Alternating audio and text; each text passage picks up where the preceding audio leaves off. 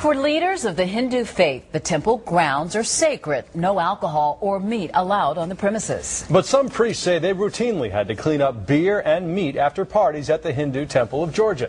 And as I-Team reporter Randy Travis discovered in his special report, that is just the beginning. Randy? That's right, Russ. Amanda, the Swami who runs this Norcross temple sure talks a big game. But as you're about to see, critics claim this place has one true mission: pocket as much money as possible.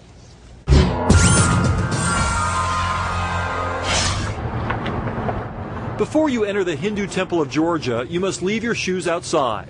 But on the inside, wallets are always welcome. How you want to do this?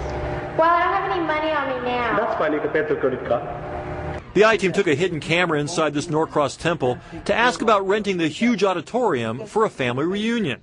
The ad in the official temple magazine said rentals started at $499.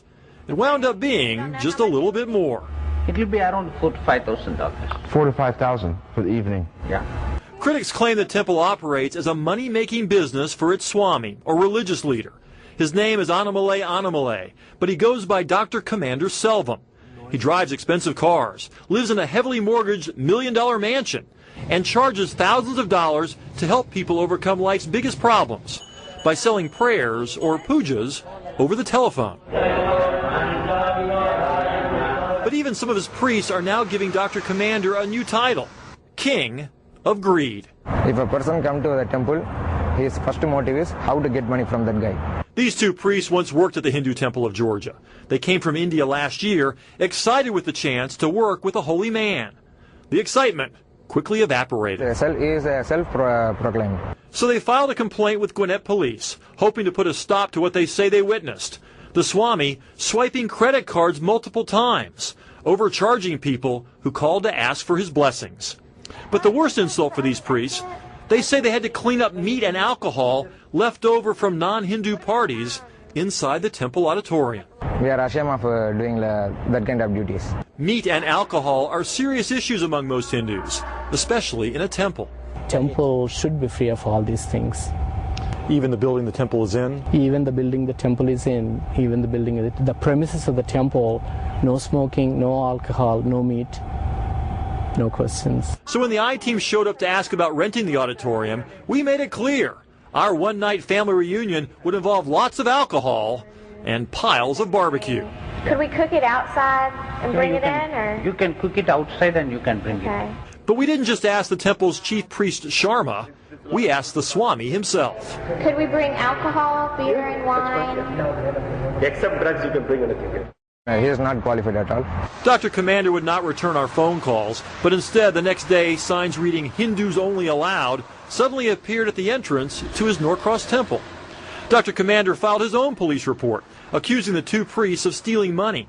They deny that and claim the Swami kept them here against their will until they could finally flee back home to India. We interviewed them on their final night in Atlanta. Yeah, all the priests are afraid of him. The two priests also claim Dr. Commander misled them about how many other temples he had across the country. Listen to what he told us about the location of his temples. Here in California, one in Houston, Texas. Oh, yeah? One in Virginia. Oh. I got in 19 countries, actually. The I-Team found no records of an actual temple connected to Dr. Commander in any of those states. But look at this. In his October 2007 magazine, Dr. Commander announced the grand opening of the Hindu Temple of West Georgia in Carrollton, including a line under this impressive picture thanking the Swami for dedicating this temple for us. But if you actually drive out here to Carrollton, this is what the temple really looks like. A couple of vacant buildings on a piece of land that no one seems to have cared about for quite some time. The property is up for sale. In fact, Dr. Commander ran an ad in his magazine listing the Carrollton land for sale at the same time he was announcing the supposed grand opening of the temple here. He borrowed heavily to buy this land, just as he did his mansion in the Sugarloaf Country Club. Back inside the Norcross Temple, the chanting continues. Pujas, prayers for a price. You can give some donation. Oh, I don't have. Do you have? I think it's in the car. My wallet's in the car.